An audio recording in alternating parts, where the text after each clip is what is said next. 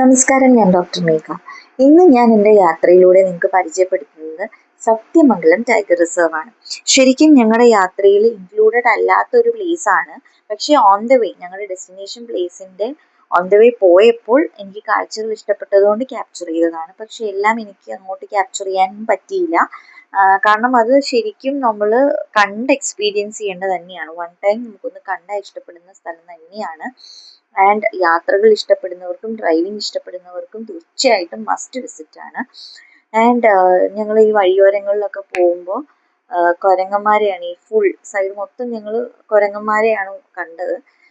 പിന്നെ അവിടെ ഒരു ടൈഗർ റിസർവ് ഉണ്ട്, പക്ഷെ അതിൻ്റെ അകത്തേക്ക് നമുക്ക് പോകാൻ അലൗഡ് അല്ല.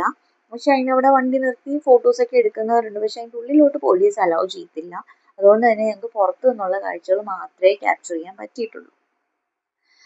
ഞങ്ങൾക്ക് പെട്ടെന്ന് ഈ ഫോറസ്റ്റ് കടക്കേണ്ടതായിട്ടുള്ളത് കൊണ്ട് വളരെ സ്പീഡിൽ തന്നെ കണ്ട് ക്യാപ്ചർ ചെയ്ത് പോവുകയായിരുന്നു.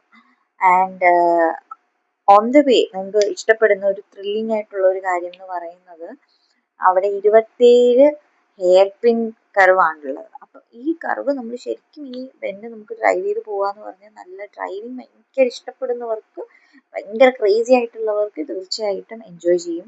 ഇത് നമ്മൾ വളരെ ശ്രദ്ധിച്ച് ഡ്രൈവ് ചെയ്യേണ്ട സ്ഥലങ്ങളാണ്. കാരണം നല്ല കർവാണത്. നമ്മുടെ അപ്പം ഈ ഓപ്പോസിറ്റ് വരുന്ന വണ്ടികൾ സ്പീഡായി കഴിഞ്ഞാൽ നമുക്ക് പണി കിട്ടും. അപ്പം അത്രയ്ക്ക് നമ്മൾ സൂക്ഷിച്ച് ഡ്രൈവ് ചെയ്യേണ്ടത് തന്നെയായിരുന്നു. അത്രയ്ക്ക് ഞങ്ങൾ സമയമെടുത്ത് തന്നെയാണ് 27 ഹെയർ പിന്നും ഞങ്ങൾ കടന്നത്. മാത്രമല്ല അതിൻ്റെ താഴോട്ട് പോകുമ്പോൾ നമുക്ക് നല്ല ഒരുപാട് കാഴ്ചകൾ കാണാൻ പറ്റും.